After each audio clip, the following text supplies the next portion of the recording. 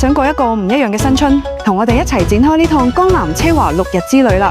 三大海悅同雙洲際酒店星級米芝蓮，等我哋逐日揭曉。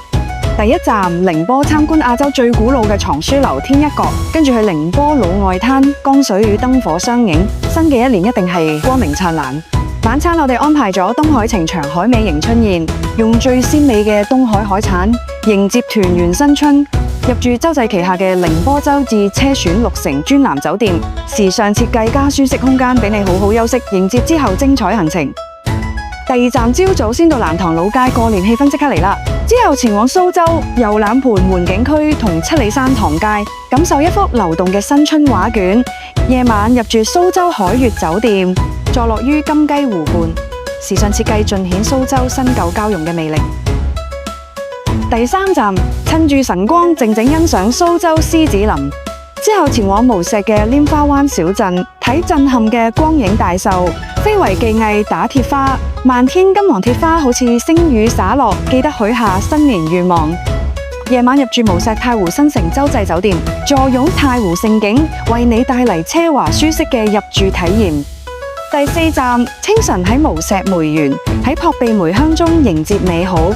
中午到達國際都會上海，我哋為你 VIP 解鎖唯美蘇州河，跟住行南京路步行街，睇百年建築變身海派年味嘅時尚秀場。入住上海北外灘茂悅大酒店，房間直面陸家嘴，將浦東摩天樓群嘅無敵夜景變成你嘅私藏年畫。第五站朝早打卡武康路同安福路，感受上海獨有嘅摩登年味。午餐係重頭戲，我哋為你安排米芝蓮1星餐廳上海福1088。喺絲襪老洋房裏面品味極致精緻嘅經典本幫菜，之後前往杭州漫步西湖湖濱步行街，感受湖城合一嘅浪漫新春氛圍。